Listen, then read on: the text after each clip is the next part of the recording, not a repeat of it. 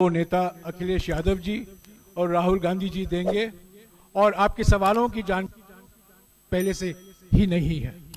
मैं पहले गुजारिश करूंगा यादव जी को कि वो आपको संबोधित करें, उसके बाद राहुल जी कुछ कहेंगे और उसके बाद आप सवाल करेंगे। अखिलेश जी।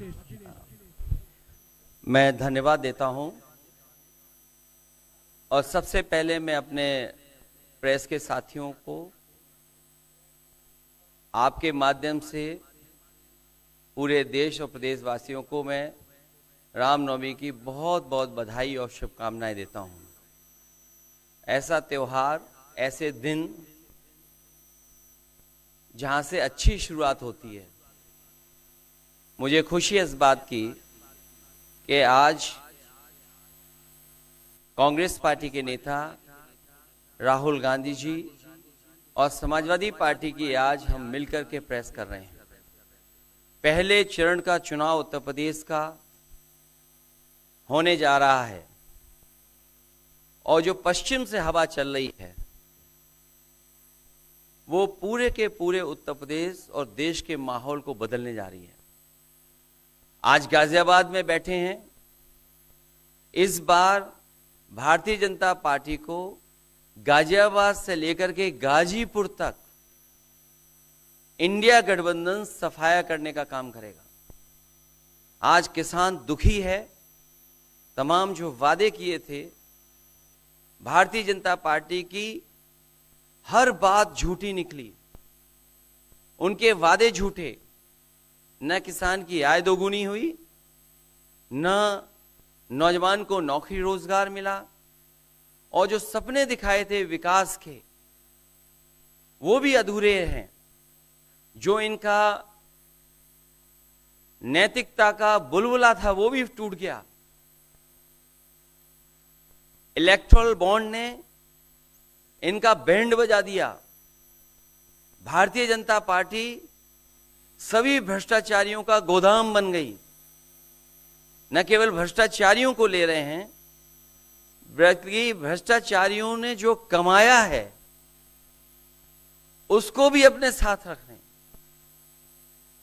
जहां उत्तर प्रदेश देश का सबसे बड़ा प्रदेश है, डबल इंजन की सरकार में जो दावा करते रहे डबल इंजन, उनकी होर्डिंग देखिए आप कि अब डबल वहां पर नहीं दिखाई देते हैं, अकेले दिखाई दे रहे हैं।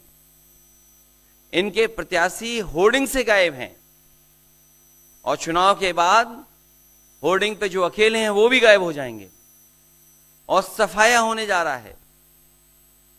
इनका एक ही नारा है, झूठ बोलने का और लूटने का। लूट और झूठ भारतीय जनता पार्टी की पहचान बन गई है। पेपर लीक कितने हुए हैं? एक दो होते तो ठीक था, लेकिन 10 पेपर लीक हुए। और मैंने कई मौकों पर वो बात बताई कि अगर एक परिवार के हम केवल 3 सदस्यों को मान लें, जिस व्यक्ति ने परीक्षा लिखने की तैयारी की, जो परीक्षा नहीं दे पाया पेपर लीक के कारण, और उसके मां बाप को अगर हम जोड़ लें तो ऐसे 60 लाख नौजवान हैं। 60 लाख नौजवानों का भविष्य अंधकार में डाल दिया। और अगर 60 लाख का गुणा करें हम 3 से, 1 करोड़ 80 लाख, और 1 करोड़ 80 लाख को अगर हम डिवाइड कर दें 80 लोकसभाओं से, तो भारतीय जनता पार्टी का 2,25,000 वोट हर लोकसभा में कम हुआ है। इसलिए एक भी वोट बट ना पाए। जहां हमें मतदान करना है वहीं मतदान के दिन हमें सावधान भी रहना है। अगर हम सावधान रह करके मतदान करेंगे और अपने बूथ की चौकीदारी करेंगे तो भारतीय जनता पार्टी का सफाया होगा। आने वाले चुनाव में, ये देश का चुनाव है, देश की जनता बदलाव चाहती है और बदलाव की हवा पश्चिम से उत्तर प्रदेश से चल रही है। और मुझे पूरा उम्मीद है आने वाले समय में इंडिया गठबंधन और नई सरकार देश में दिखाई देगी। शुक्रिया अखिलेश जी। राहुल जी।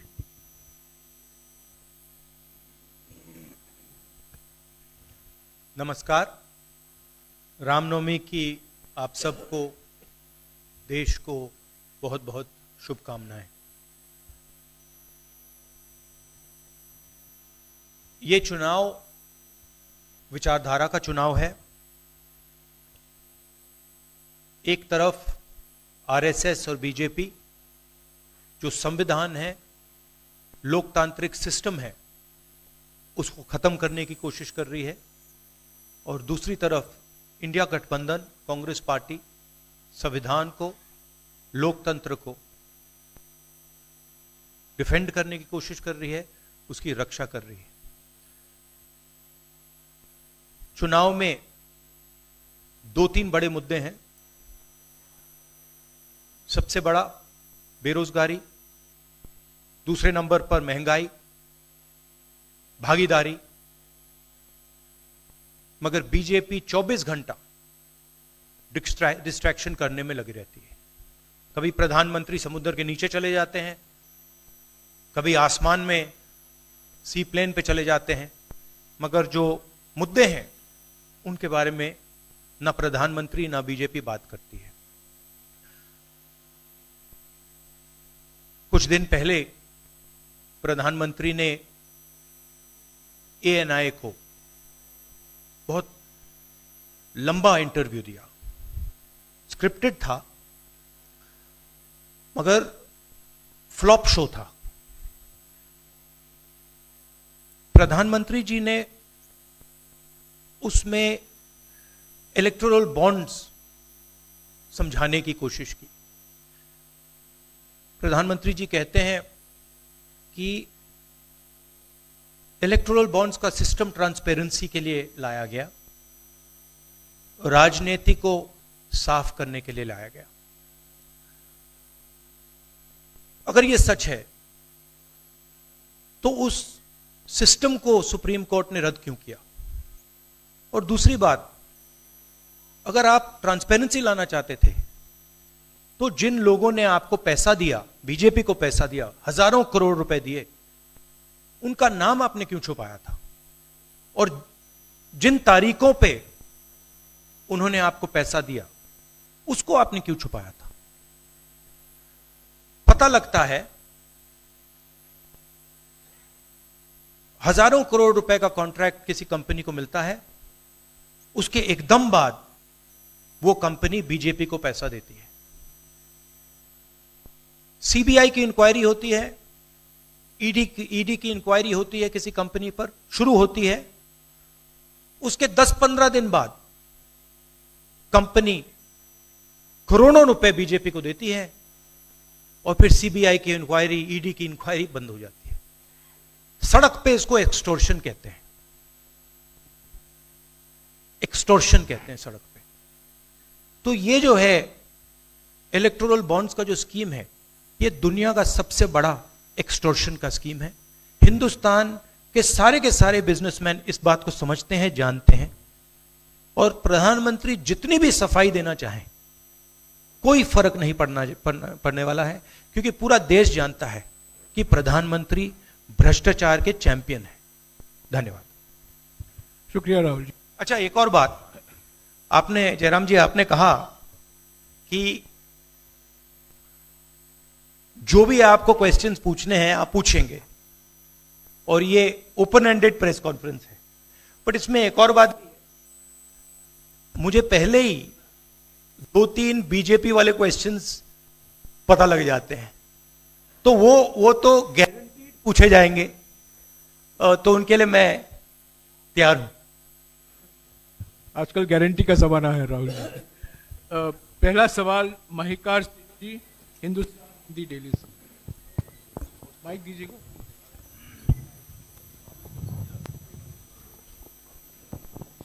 राहुल जी, स्वागत है आपका। दोनों नेताओं, जबकि आज प्रचार का पहला चरण समाप्त होने वाला है, आपने मेरे मित्रों को थोड़ा सा कसरत करा दी। वो दिल्ली से यहाँ आए हैं, आपने गाजियाबाद में ही क्यों पीसी की? यूपी और दिल्ली छोड़ के गाजियाबाद में पीसी हो रही है। दूसरा सवाल ये है राहुल जी से कि लोग तो गुजरात छोड़कर पीएम बनने के लिए बनारस आते हैं, आप बाय नाइट चले गए, तो क्या अमेठी या रायबरेली से आप लड़ेंगे? ये बीजेपी वाला क्वेश्चन है। ये पत्रकार का सवाल। पहले ही opening ball BJP question. Very good, शाबाश। देखिए, अमेठी की बात कांग्रेस का डिसीजन है। जो भी मुझे ऑर्डर मिलेगा मैं वो करूंगा। सीईसी मीटिंग, हमारी पार्टी में सीईसी मीटिंग्स में ये डिसीजन लिए जाते हैं। बट पहला बीजेपी का question, good question, thank you. Amar Ujala से निशा, आप थोड़ा शांत हो जाइए यहाँ प्लीज। बहुत बहुत स्वागत है।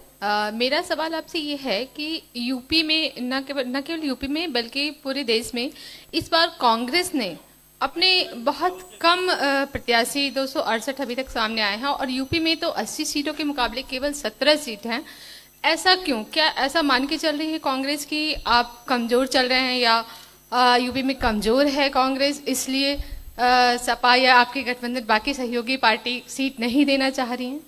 नहीं, हमने डिसीजन लिया है कि इंडिया गठबंधन चुनाव लड़ेगा और हमने सीट शेयरिंग की है और ओपन माइंडेड तरीके से, दिल खोल के हमने सीट शेयरिंग की है।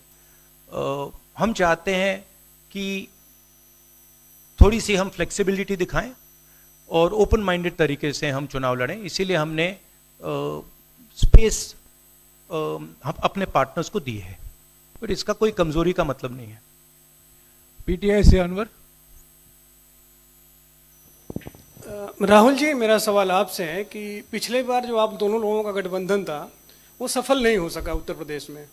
एक बार फिर आप लोग साथ आए हैं और प्रधानमंत्री ने पिछले दिनों कहा कि ये दो लड़कों की फ्लॉप फिल्म है जो इस बार भी फ्लॉप होगी। तो आगे आप क्या उम्मीद कर रहे हैं इस गठबंधन से? उत्तर प्रदेश में कितनी सफलता मिलेगी और कितनी सीटों की उम्मीद है इस बार आप लोगों को? देखिए, मैं सीट्स का प्रेडिक्शन तो नहीं करता हूं। जनरल बात कह सकता हूं कि बीजेपी को मुझे लग रहा था 15-20 दिन पहले कि 180 तक जाएंगे, अब मुझे लग रहा है 150 तक जाएंगे। हर स्टेट में हमें रिपोर्ट मिल रही है कि हमारा चुनाव इंप्रूव कर रहा है और अंडर करंट है। जहां तक गठबंधन की बात है, यूपी गठबंधन की बात है, बड़ा पावरफुल गठबंधन है और बहुत अच्छा परफॉर्मेंस होगा हमारा उत्तर प्रदेश में। दैनिक जागरण से आदित्य त्रिपाठी। आप दोनों का बहुत बहुत स्वागत है। मेरा प्रश्न यह है कि उत्तर प्रदेश में एनडीए गठबंधन रोकने के लिए आपकी क्या रणनीति है? सॉरी, क्या? उत्तर प्रदेश में एनडीए गठबंधन को रोकने के लिए आपकी क्या रणनीति, आप दोनों लोगों की? उत्तर प्रदेश में नेशनल लेवल पे मैं आपको हमारा फाउंडेशन बता देता हूं और वही आइडियाज हम उत्तर प्रदेश में भी चलाएंगे। देखिए, पिछले 10 सालों में नरेंद्र मोदी जी ने नोटबंदी करके, गलत जीएसटी लागू करके, और जो बड़े बड़े अरबपति हैं, अदानी जी हैं, उनका पूरा सपोर्ट करके जो रोजगार पैदा करने का सिस्टम था उसको उन्होंने खत्म कर दिया है। तो सबसे पहला काम जो रोजगार हिंदुस्तान के युवाओं को मिलना चाहिए उसको एक बार फिर स्ट्रेंथन करने का है। उसके लिए हमने अपने मैनिफेस्टो में 2-3 आइडियाज दिए हैं। एक आइडिया रेवोल्यूशनरी आइडिया है, राइट टू अप्रेंटिसशिप। तो जो अमीर घर के बच्चे होते हैं वो अप्रेंटिसशिप करते हैं, ट्रेनिंग मिलती है, पेड ट्रेनिंग होती है। तो हमने डिसाइड किया है कि हिंदुस्तान के उत्तर प्रदेश के सब ग्रेजुएट्स को, डिप्लोमा होल्डर्स को हम अप्रेंटिसशिप का अधिकार देंगे। जो भी अप्रेंटिसशिप करना चाहेगा उसको प्राइवेट सेक्टर में, पब्लिक सेक्टर में, सरकार में अधिकार मिलेगा, अप्रेंटिसशिप का अधिकार मिलेगा, ट्रेनिंग होगी और 1 लाख रुपए साल का, 8,500 रुपए महीने का उस युवा के बैंक अकाउंट में हम डालेंगे। और ये करोड़ों युवाओं के लिए हम अधिकार दे रहे हैं। इससे एक ट्रेन्ड मैन पावर तैयार होगा, प्राइवेट कंपनीज को भी इसका फायदा होगा, सरकार को भी इसका फायदा होगा, और एक प्रकार से युवाओं के लिए ये एक जॉब मार्केट में एंट्री का सिस्टम हो जाएगा। दूसरी चीज 30 लाख सरकारी रोजगार हैं जो नरेंद्र मोदी भर नहीं रहे हैं, वो वैकेंसीज हम युवाओं को देने जा रहे हैं। पेपर लीक की बात हुई है, उसके लिए हम कानून बनाएंगे, उसको हम खत्म कर देंगे। तो ये बात हुई युवाओं की। एक और हमारा आइडिया, क्रांतिकारी आइडिया, और ये उत्तर प्रदेश की महिलाओं को बहुत फायदा मिलेगा इससे। हर गरीब परिवार की हम लिस्ट बनाएंगे और हर गरीब परिवार में से हम एक महिला को चुनेंगे और उसके बैंक अकाउंट में महीने के 8,500 रुपए, साल के 1 लाख रुपए सरकार हर महीने बैंक अकाउंट में डालने जा रही है। किसानों की बात, किसान सिर्फ 2 चीजें मांग रहा है। नरेंद्र मोदी से 10 साल मांगा, हमें सही दाम दिलवा दीजिए, और जैसे आपने 16 लाख करोड़ रुपए, मतलब 24 साल का मनरेगा आपने अदानी जैसे लोगों का माफ किया, वैसा ही आप हमारा भी माफ कर दीजिए। और नरेंद्र मोदी मना करते हैं, उन पे फायरिंग करवा देते हैं, उनको डरा देते हैं। तो हमने लीगल एमएसपी का निर्णय ले लिया है। हिंदुस्तान में पहली बार लीगली गारंटीड एमएसपी होगी और हम उनका, किसानों का कर्जा माफ करने जा रहे हैं। यही मेन मुद्दे हैं चुनाव में। बीजेपी का मैनिफेस्टो देखेंगे तो उसमें आपको उसका जो फाउंडेशन है, 2 चीजें हैं। एक कि वो शायद 10-15 साल बाद ओलंपिक गेम्स इंडिया लाएंगे, और दूसरा 1 या 2 व्यक्तियों को वो चांद पे पहुंचा देंगे। तो ये बेसिकली चुनाव चल रहा है। शुक्रिया राहुल जी। अगले 3-4 सवाल आप कृपया अखिलेश जी से पूछेगा। ANI से शालिनी।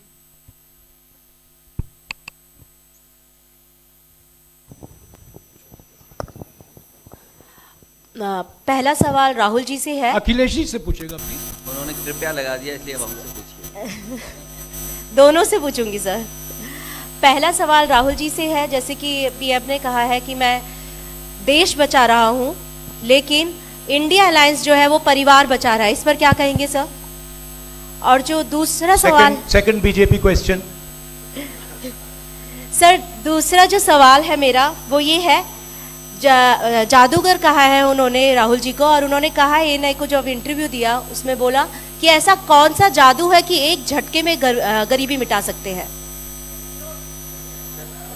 मैं जानना चाहता हूं ऐसा कौन सा जादू है कि एक झटके में गरीबी मिटाई जा सकती है। तो ये मेरा सवाल दोनों से है। नहीं, दोनों से है। मैं धन्यवाद देता हूं, आप लोगों ने सवाल पूछे।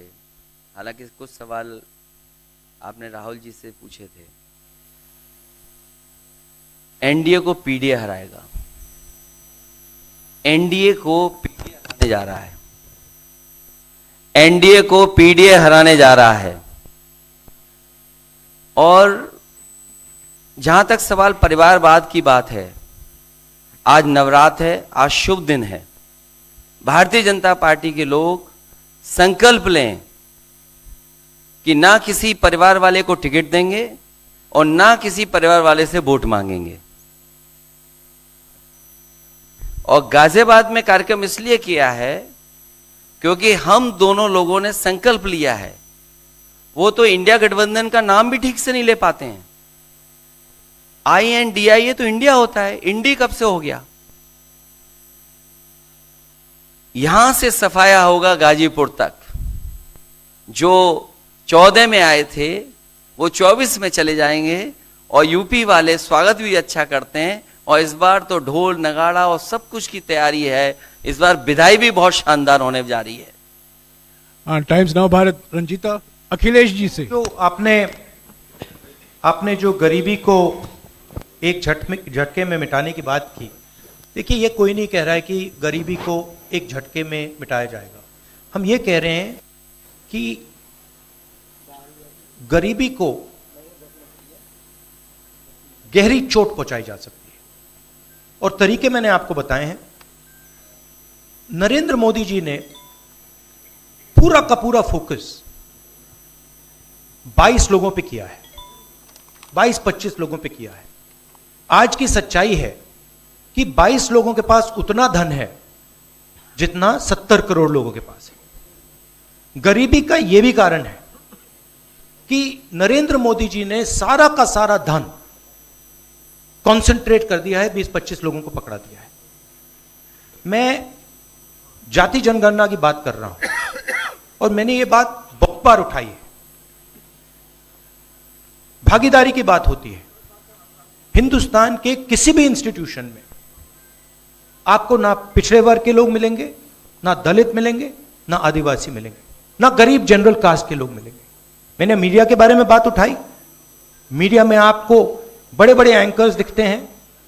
आपको मीडिया की कंपनीज के मालिक की लिस्ट निकालिए, आपको दिख जाएगा कि उधर ना एक पिछड़ा मिलेगा, ना एक दलित मिलेगा, ना एक आदिवासी मिलेगा।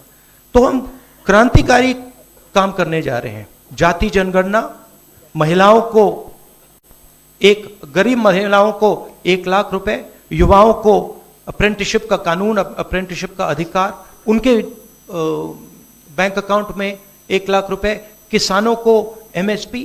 तो ये सब गरीबों को पैसे देने के तरीके हैं।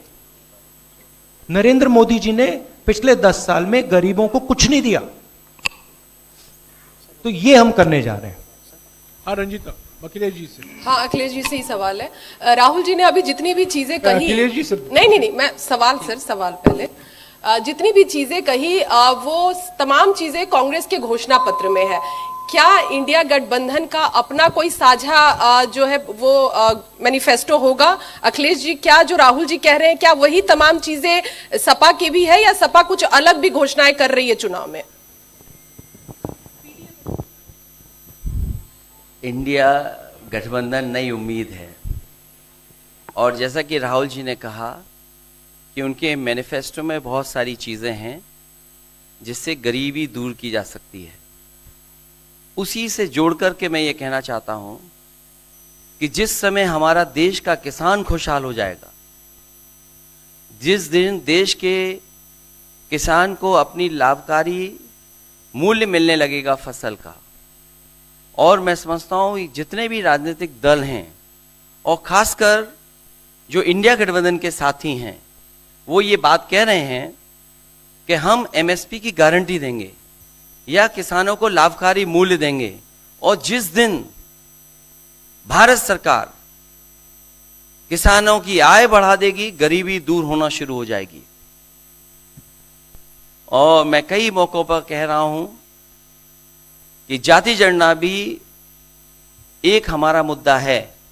बिना सामाजिक न्याय के, बिना जाति की गैर बराबरी खत्म किए हुए हम अपने समाज को आगे नहीं बढ़ा सकते। और जैसा राहुल जी ने कहा कि खुशहाली के लिए जाति जनगणना जरूरी है, तो जाति जनगणना, सामाजिक न्याय और पीढ़ी की लड़ाई को लेकर के हम चलेंगे। उससे गरीबी भी दूर होगी और मान सम्मान भी मिलेगा। विक्रांत एक चीज और देखिए, ये जो हमारा मैनिफेस्टो है, ये जरूर कांग्रेस पार्टी का मैनिफेस्टो है, मगर इसमें जो आइडियाज हैं वो इंडिया गठबंधन उनकी आइडियोलॉजी के आइडियाज हैं। और अगर समाजवादी पार्टी का कोई सजेशन हो या किसी और भी इंडिया गठबंधन की पार्टी का सजेशन हो, उसको हम सब ऑन बोर्ड करेंगे। तो हमारा मतलब जॉइंटली काम होता है। हम बातचीत करके, कंसल्ट करके काम करते हैं और फ्लेक्सिबिलिटी दिखाते हैं। और हम लोग G20 की तरह नहीं है, केवल 2 का चलता हो, बाकी सब 0 हो। अखिलेश जी समझने में वक्त लगेगा। अखिलेश जी G20। अखिलेश जी, एक मिनट अखिलेश जी, एक मिनट अखिलेश जी को बुलाया है अखिलेश जी, please। विक्रांत। अखिलेश जी, राहुल जी, आप दोनों लोग, अखिलेश जी सामने, अखिलेश जी, राहुल जी, आप दोनों लोग 2017 में साथ आए थे। दोनों ने लखनऊ में प्रेस कॉन्फ्रेंस भी की थी, लेकिन 19 और 22 में आप दोनों अलग अलग हो गए, 24 में फिर साथ आए हैं। आखिर क्या वो मोमेंट क्या था जब दोनों के दिल में आया कि हाँ हमको साथ आना चाहिए, जरूरी है? 7 साल बाद दोनों के दिल में कब ये मोमेंट आया कि हाँ चलना है साथ? मूवमेंट क्यों बताना, हम साथ आ गए और साथ आ गए, यही मूवमेंट है।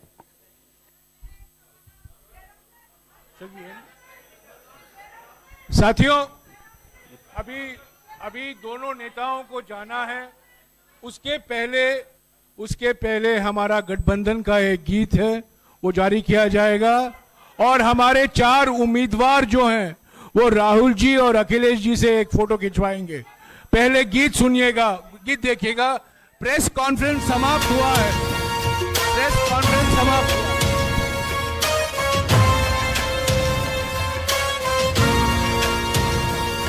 गठबंधन है ये इंडिया का गठबंधन है, गठबंधन है ये इंडिया का गठबंधन है। दिल्ली में प्रवेश की खातिर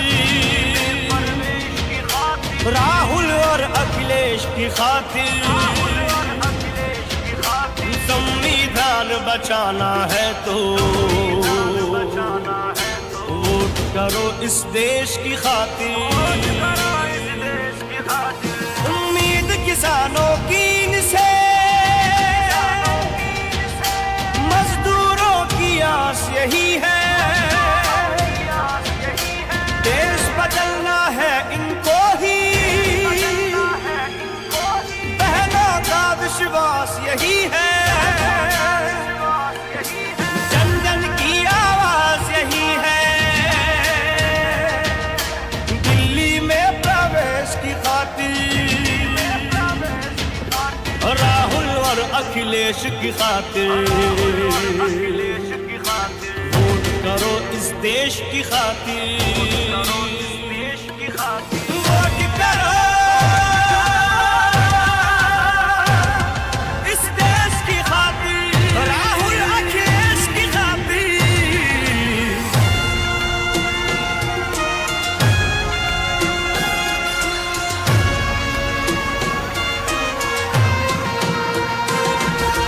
जान बचाए लोकतंत्र को, अब तो इन्हीं से आशा है।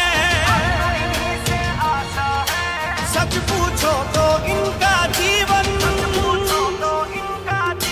समाजवाद की परिभाषा है। अब भारत का नारा यही है। दिल्ली में प्रवेश की खातिर राहुल और अखिलेश की खातिर वोट करो इस देश की खातिर। गठबंधन है ये इंडिया का गठबंधन है, गठबंधन है ये इंडिया का गठबंधन है।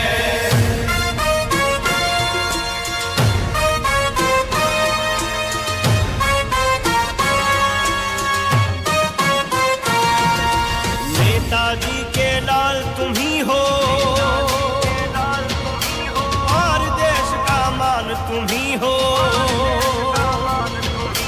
कृष्ण कन्हैया के वंशज हो, यदुकुल का सम्मान तुम ही हो। अब धर्म युद्ध को लड़ना है तो दिल्ली में प्रवेश की खातिर राहुल और अखिलेश की खातिर वोट करो इस देश की खातिर। गठबंधन है ये इंडिया का गठबंधन है, गठबंधन है ये इंडिया का गठबंधन है।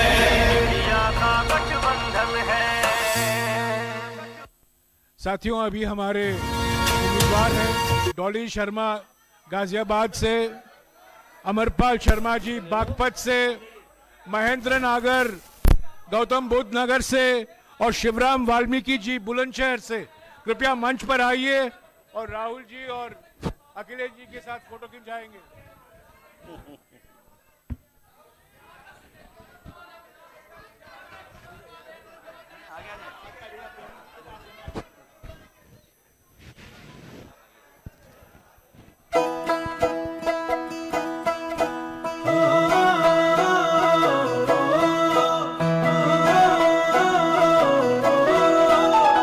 न्याय की जो बात करे देश की जरूरत है, हक की जो बात करे देश देता हिम्मत है।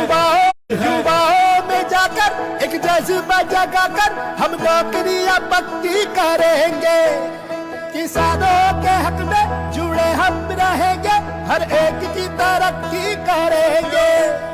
आबादी है